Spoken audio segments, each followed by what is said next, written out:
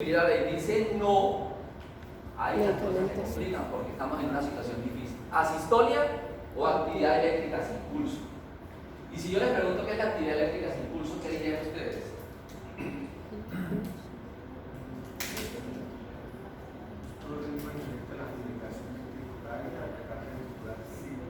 Sin pulso.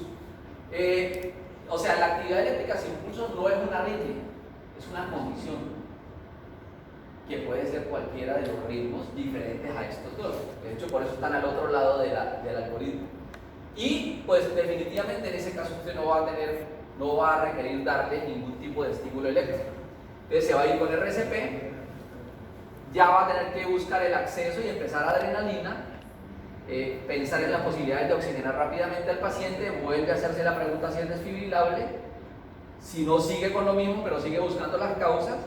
Y volvemos al mismo punto, si no es desfibrilable, entonces vamos a retornar en el circuito. Y si es desfibrilable, pues ya se pasa a este lado. Puede pasar que usted esté por allá y luego de estar haciendo manejo empieza a ver que está en una fibrilación ventricular, entonces se viene para esta parte del algoritmo y empieza a manejar. Y esto es una actualización de las guías de las que salieron del 2019, pero la base son las guías de 2015, que son las que están todavía. Lo que pasa es que antiguamente ellos revisaban toda la guía y sacaban una nueva actualización. Ahora están haciendo revisiones parciales y están sacando la información. Importante lo de la calidad del RCP, la velocidad y la profundidad en las compresiones, tener en cuenta de que los operadores se cansan. Si el operador se cansa y pierdo la fuerza de la compresión, cambia, diga ya me cansé, venga otro y yo descanso un ratico para tomar aire. Tener en cuenta si utiliza un dispositivo de la vía aérea, si ya lo tiene intubado, pues entonces no voy a tener que parar los masajes, sino que simplemente el que está dando con el ambú va a hacer el intervalo, pero si no tengo asegurada la vía aérea, pues tengo que hacer los intervalos con paro para que el que está dando respiración la pueda hacer. La capnografía, para eso, para asegurarme de que si tengo el paciente con un dispositivo de vía aérea, estoy dándole adecuadamente oxigenación y está barriendo bien el CO2. Y, importante esto, garantizar que se haga una diastólica por lo menos superior a 20 milímetros de mercurio.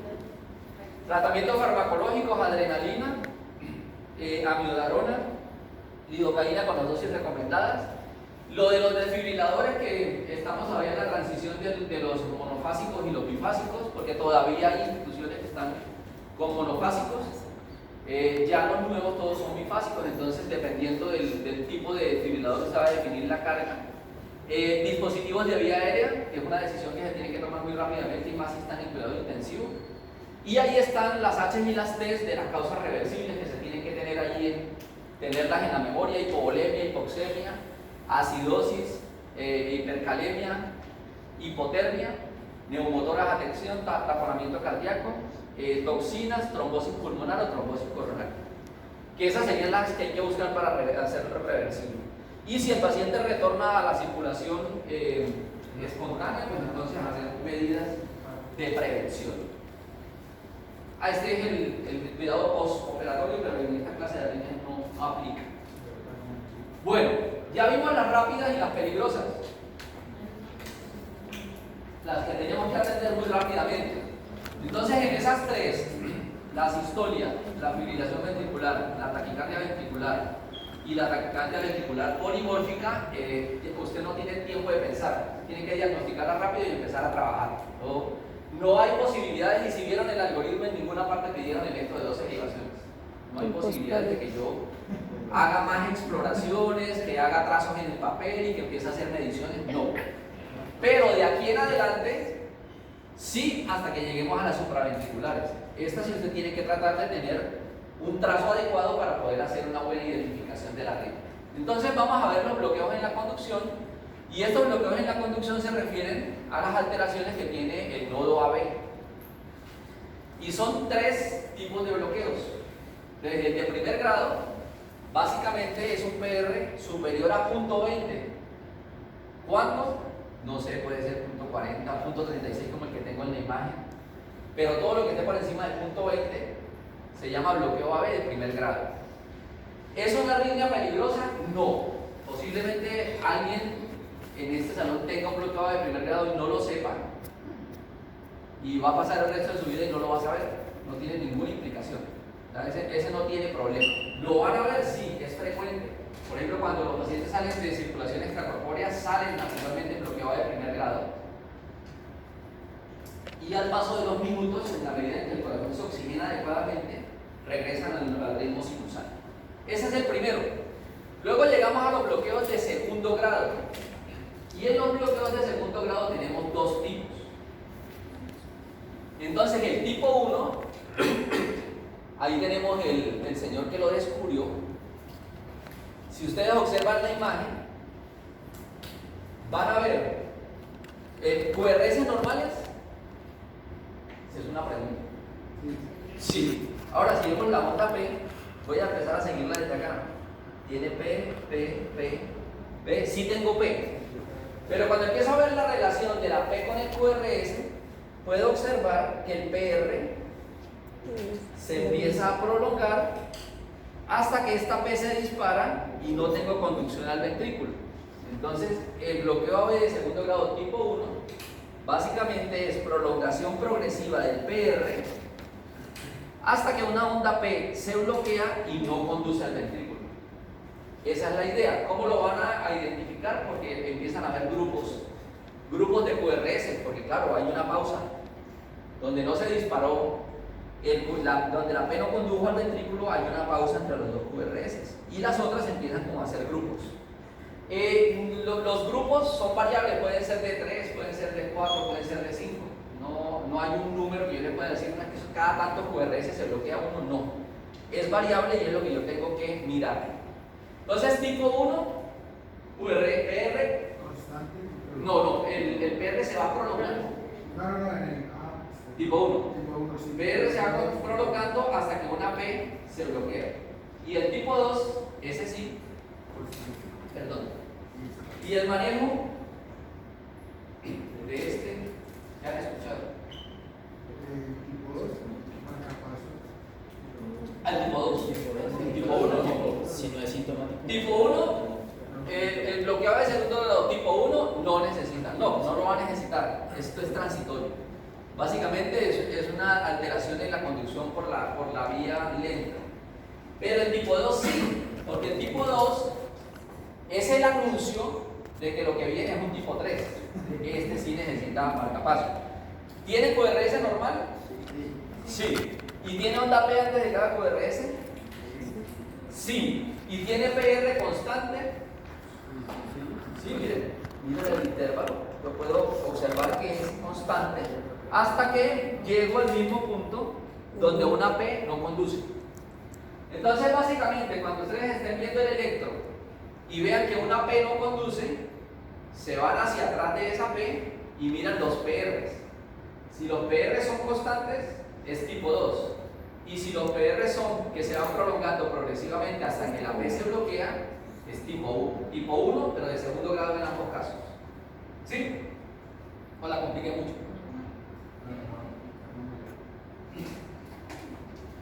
Yo tengo una duda. ¿En qué infiere de que este Movix 2 afecte más que el 1? O sea, este paciente está muy estable y no va a tener ningún tipo de alteración hemodinámica, pero eso significa que el nodo AB está malo y va rumbo a dañarse completamente. ¿Y en el anterior? En el anterior no, en el anterior tenés simplemente una conducción. En el anterior tenés simplemente una conducción por la vía lenta del nodo AB. ¿Se acuerda que dije que el nodo AB tenía una vía rápida y una vía lenta? Se está yendo más por la vía lenta. Entonces básicamente es un trastorno que se va a recuperar. Este no se va a bloquear completamente.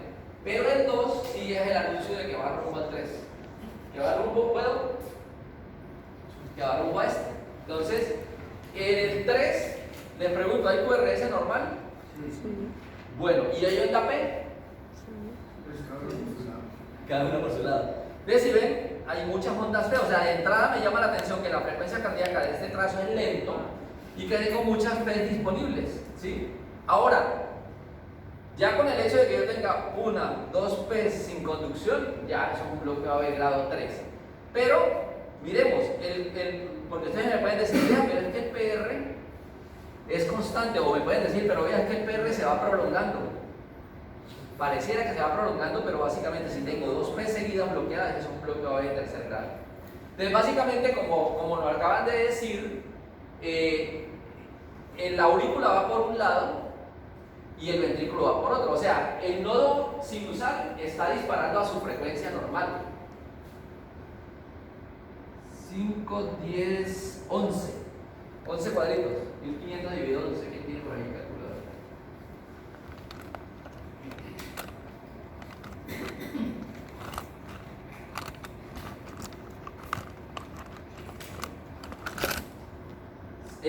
Miren, el nodo sinusal está disparando a 136 latidos por minuto. Y el ventrículo 5, 10, 15, 20, 25, 30, 35, 40, 45, digamos 47.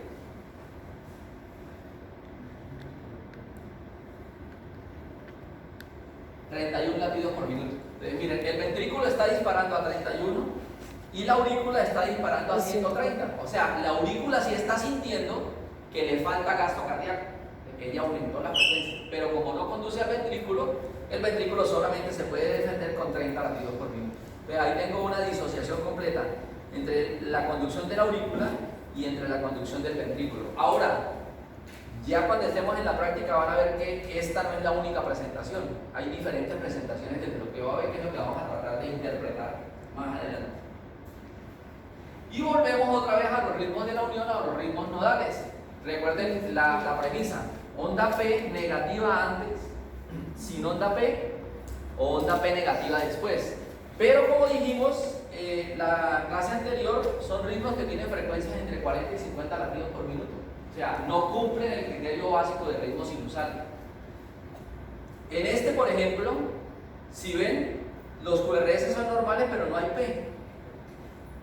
Y por aquí empieza otra vez a aparecer la onda P. O sea, ahí adelantico va a empezar otra vez el ritmo sinusal un rato, hasta que vuelva otra vez a coger el ritmo de la unión. O sea, está entre los dos. El nodo sinusal, por alguna razón, está quedándose quieto y el tejido de la unión está retomando el ritmo.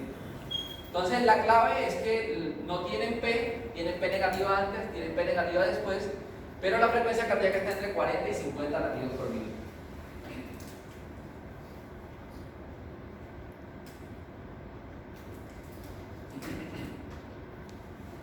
Este reflujo me está matando.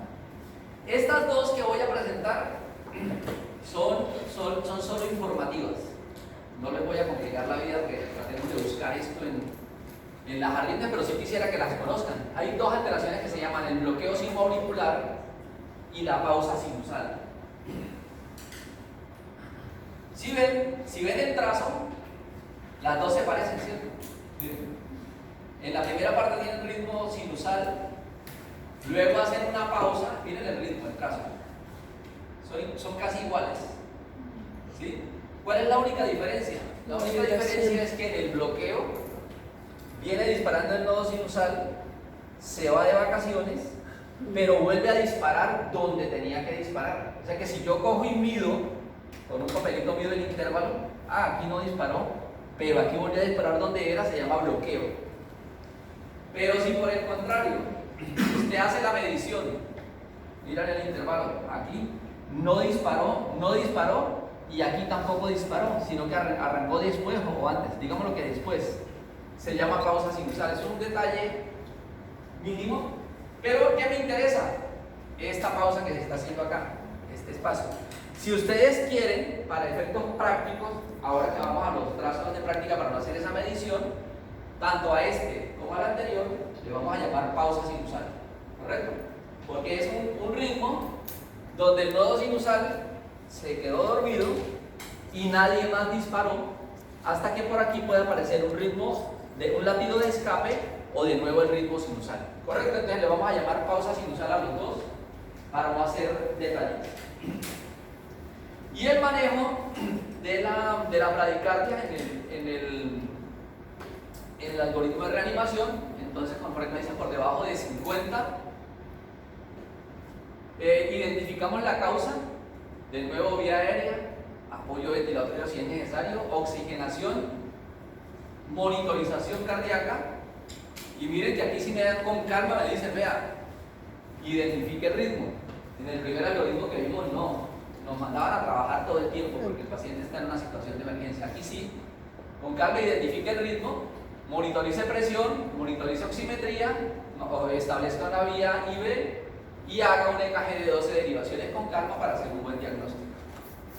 Si persiste la bradiarritmia, entonces determine si está el paciente hipotenso, si tiene alteración del estado mental. Y yo puedo tener muchos pacientes, de hecho, este paciente puede ser un viejito de 80 años en el servicio de urgencias, 100%, Glasgow de 15, normalito, y tiene frecuencia de 30, ¿sí?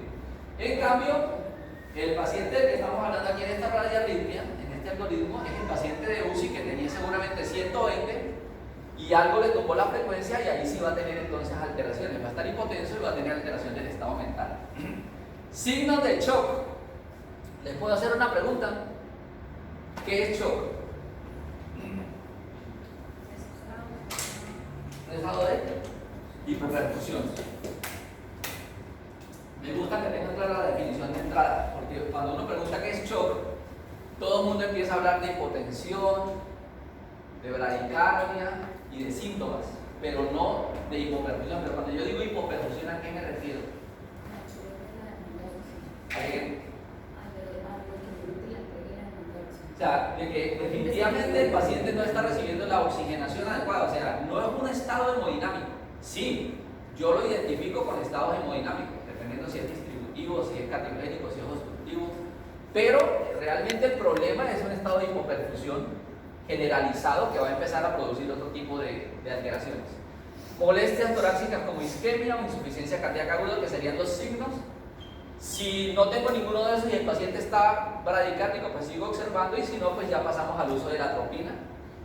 Y si es el caso, consultar con un experto porque van a tener que tomar decisiones de pronto de que necesite un marcapaso. ¿Qué tipos de marcapasos hay? ¿Cómo dijiste? Bicamerales o unicamerales. ¿Y cómo dijiste? Transvenosos. ¿Qué más? Transcutáneos. Bueno, entonces dependiendo, y epicárdicos, lo que ponemos en cirugía. Entonces usted puede tener un electrodo por vía venosa o puede colocar unos parches, como los parches de desfibrilación, y utilizar un marcapaso transcutáneo. No es tan eficiente, pero si usted está en un desespero, eso le ayuda mientras que le ponen transvenoso.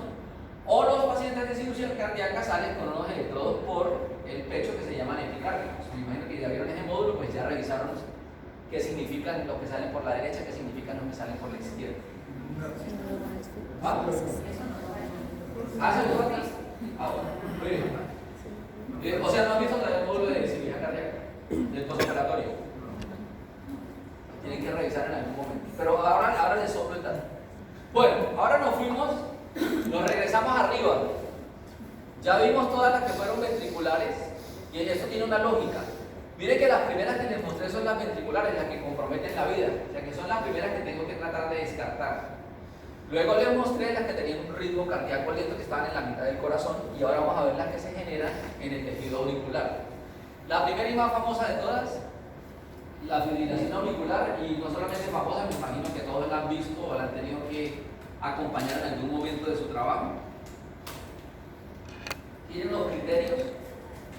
A mí me gustaría que se aprendieran unos muy, muy específicos. Entonces, ¿tiene QRS normal? Miren el trazo. Tiene QRS normal, o sea, yo puedo presumir que ese ventrículo sí está contrayendo y bombeando sangre. Ahora, ¿el ritmo es regular o irregular? Irregular. Irregular, ese es el primer detalle que yo busco en la fibrilación auricular, ritmo irregular. Entonces, tengo QRS normal con un ritmo irregular. ¿Pueden identificar una onda P que puedan seguir en todos los latidos? Sí, la P, pero no en todos. Exacto, encontró una. ¿Dónde encontró una? Dígame cuál. ¿Esta? No, dígame cuál, no importa. Sí, puede aparecer, o sea, usted puede ver una. Esta, por ejemplo, mire, puede parecer una P, Pero recuerden que cuando yo voy a hacer voy a identificar un ritmo, si yo digo que hay P, tengo que buscar esa misma P al lado de todos los QRS. O sea que en el camino usted se puede encontrar una. Pero si usted no la puede seguir consistentemente, pues definitivamente no hay onda P. Entonces, ritmo irregular, ausencia de P. Y si ustedes ven el QRS, hay unos QRS pequeños y otros QRS grandes. De hecho, cambian hasta el eje y la forma como se dispara. Ese signo se llama alternancia eléctrica. O sea que usted va a ver que los QRS cambian de tamaño en el trazo. Esas son las tres características claves de la fibrilación auricular. ¿Por qué no le meto la frecuencia cardíaca? Eso es detalle. La fibrilación auricular recién nacida tiene una frecuencia cardíaca de 220, 200, 180. Pero si al paciente le están dando beta bloqueadores porque ya se la pillaron en una fibrilación auricular crónica, seguramente puede tener 80 latidos por minuto en fibrilación auricular. O sea que la frecuencia, pero sigue con las mismas características: RR irregular, ausencia de onda P y alternancia eléctrica. ¿Listo? Ese es el detalle que quiero que tengan en cuenta. Esas son las características que vamos a buscar en el trazo. El siguiente es muy famoso y conocido y fácil de identificar, que es el famosísimo flútero o aleteo auricular. Perdón, y me devuelvo un momentito a la fisiopatología. Miren lo que tengo dibujado acá. ¿Se acuerdan de la fibrilación ventricular? Era lo mismo, pero abajo. Ya, aquí tengo muchos focos disparando al mismo tiempo y un nodo AB que va a ser como un policía de tránsito tratando de pararlo. Entonces vienen 10 y él tiene que dejar pasar uno. Por eso el ritmo se hace irregular, porque son demasiados disparando. Y el nodo AB tratando de dejar pasar unos sí y otros no. En el flúter, por lo general, es un solo foco ectópico en cualquier parte de la aurícula disparando repetitivamente. Es uno solo. Es como la taquicardia ventricular en las que vimos acá. Era un solo foco disparando, acá un solo foco en la aurícula. Y eso me va a producir, como es un ectópico auricular, pues va a tener una P, pero esa P se llama F. Y lo que usted puede observar, si usted cogiera y tapara todos los QRS en la parte inferior, la sensación que tiene en la parte superior es como los dientes de una sierra. Esa es la clave como para uno tenerse en cuenta el diagnóstico del flúter. ¿El flúter es regular siempre? No siempre. A veces es regular, a veces es irregular, porque usted puede tener un flúter auricular con bloqueo AB variable. Entonces puede tener, ¿este es regular? Sí, este es regular. No, es irregular. Mire que el tamaño acá es ancho y aquí está cortito. ¿Sí ven? Pero por lo general, el número de ondas que disparan es casi siempre el mismo, excepto donde se produce la irregularidad. Entonces, el primer punto que voy a decir es que no siempre es regular. Porque alguien podría decirle, no es que la fibrilación auricular es irregular, pero el flúter auricular es regular, no. Porque si tengo bloqueo variable, el flúter se vuelve irregular. Lo importante es que usted logre identificar las ondas de sierra para decir que es un solo foco el que está disparando en el flúter.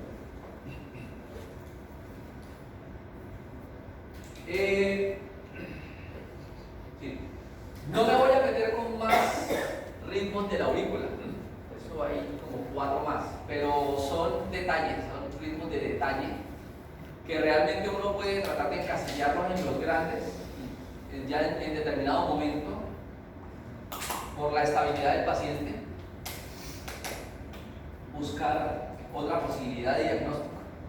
Entonces, en el algoritmo de las frecuencias, todas las que estén por encima de 150 aquí son enfáticos en decir que son muy altas, pero muchas veces esas taquicardias están por encima de 100.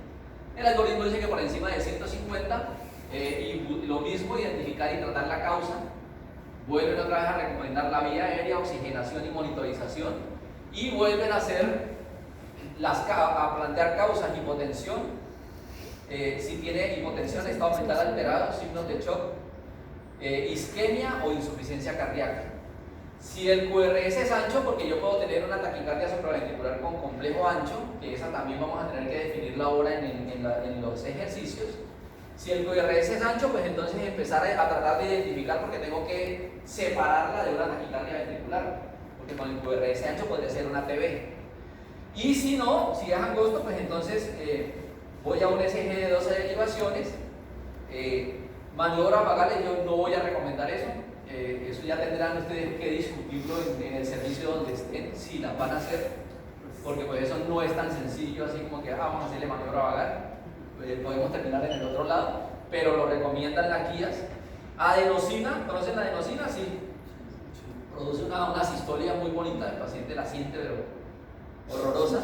Beta bloqueadores o calcioantagonistas y considere consulta con el electrofisiólogo. Mejor dicho, si está estable, busque que le hagan un buen diagnóstico y empezar un tratamiento adecuado. Porque además no es tan fácil decir, no, es que a esta le doy beta bloqueadores, a esta le doy calcioantagonistas, porque dependiendo de la arritmia, usted tiene que tomar una decisión adecuada. Este creo que lo vimos la vez pasada, y fue las 4 preguntas que nos hacíamos. ¿Sí se las presenté? Sí. Bueno, ¿qué vamos a hacer ahora? Ahora voy a empezar a poner ritmos y vamos a empezar a identificar. Pero para eso nos vamos a hacer, al principio nos vamos a hacer estas 4 preguntas. Ya he venido haciéndoles 2. ¿Por qué lo hacemos de esta manera? Porque siempre que usted está en cuidado intensivo, usted tiene que tomar decisiones rápidas. Entonces, que tengo esta arritmia y lo primero que voy a buscar es la P, pues va a perder mucho tiempo tratando de buscar la P. Entonces la primera pregunta que siempre se tiene que hacer es si hay un QRS normal. ¿Por qué? Porque si tiene un QRS normal, usted presume que la estabilidad hemodinámica del paciente es regular o buena. Pero si no tiene un QRS, la estabilidad hemodinámica del paciente seguramente es muy mala. Por eso siempre la primera pregunta es si tiene un QRS normal. Si tiene un QRS normal, pasa a la segunda pregunta. Si no tiene un QRS normal, seguramente está en el orden que vimos las arritmias: fibrilación ventricular, taquicardia ventricular monomórfica, taquicardia ventricular polimórfica o asistolia, que serían esas 4 allá. ¿Tiene QRS normal? Sí. ¿Tiene onda P? Si usted dice que sí, se va a la siguiente pregunta. Si dice que no, trabajaremos con 2: fibrilación auricular y flúter auricular. Y seguramente ahí puedo meter los ritmos de la unión que son con P negativa. Con P negativa antes, P negativa después, o sin onda P. Si la respuesta a la primera es sí, y si la respuesta a la segunda es sí, voy a la tercera pregunta, es el PR. ¿Qué relación hay? Entonces, si el PR es largo solo, bloqueo de primer grado. Si se va prolongando progresivamente hasta que se bloquea, de segundo grado tipo 1. Si hay una onda P bloqueada con PR normal, tipo 2. Y si hay disociación entre el aurículo y el ventrículo, tipo 3. Ahí estamos. Y si la respuesta es sí a las 3 anteriores, entonces usted se pregunta qué frecuencia cardíaca tiene. Si tiene menos de 60, usted dice una bradicardia sinusal seguramente. Y si tiene más de 100, usted dice una taquicardia sinusal seguramente. Bueno, ¿dudas hasta aquí? Bien. Antes de que nos vamos a la práctica, es factible. ¿Me devuelvo?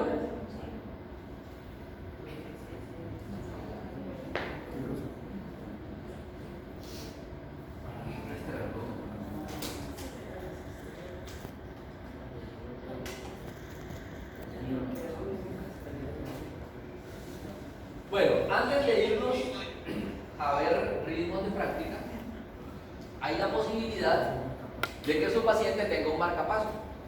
¿Sí?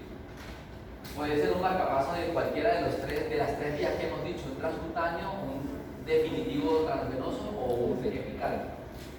Entonces, ¿qué es lo primero? El marcapaso se puede colocar con un electrodo en la aurícula, se puede colocar solo con un electrodo en el ventrículo, se puede colocar con un electrodo en la aurícula y un electrodo en el ventrículo.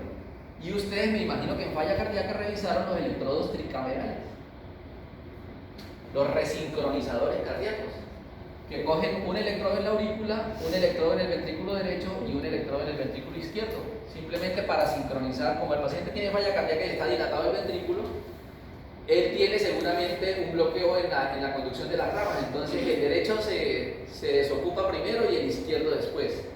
¿Y el resincronizador qué hace? Ponernos a despolarizarse muy cercano, y eso mejora la condición clínica del paciente. Pero de ese resincronizador no voy a hablar, vamos a hablar de los de 1 o 2 electrodos. Entonces el primero, si tengo el electrodo colocado en la aurícula, entonces el generador o el marcapaso lo que va a hacer es disparar en el tejido auricular. Eso significa que se va a producir una espiga, si ven esta línea, Esto se llama una espiga de marcapaso.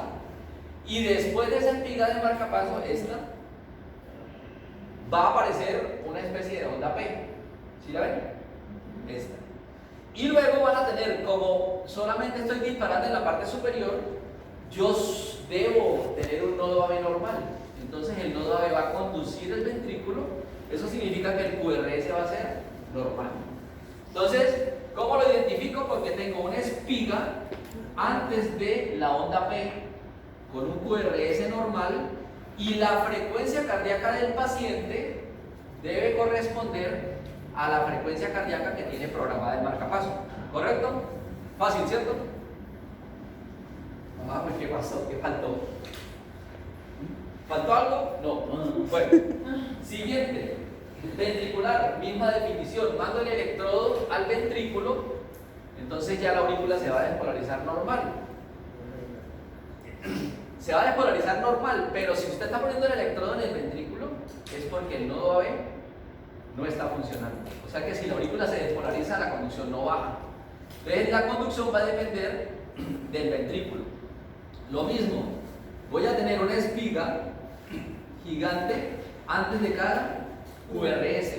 Y el QRS que se va a producir después de la espiga va a ser un QRS ancho.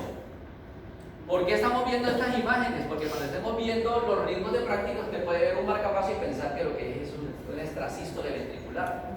Y realmente, si usted ve la espiga, usted dice no, es un marcapaso. Y ahora, más adelante, vamos a definir cómo está bien programado o mal programado.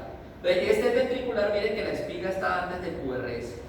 Eso significa que la frecuencia cardíaca del paciente debe corresponder a la frecuencia cardíaca del marcapaso que usted está programando. Entonces, el que sigue es la combinación de los dos. ¿Me devuelvo? La onda P de los característicos. La onda P puede aparecer. Mire, por ejemplo, aquí hay una P, aquí hay otra P, pero no tiene nada que ver. Pero no tiene nada que ver con la frecuencia. ¿Por qué? Porque usted tiene capturado el ritmo solo con el ventrículo. Es más, en algunos casos, si hay conducción, este puede hacer que el impulso suba por debajo y despolarice una P negativa, pero realmente la P no importa, porque usted tiene capturado el corazón con el electrodo ventricular. ¿Sí? Entonces no va a poder ver una P consistente. Y en el siguiente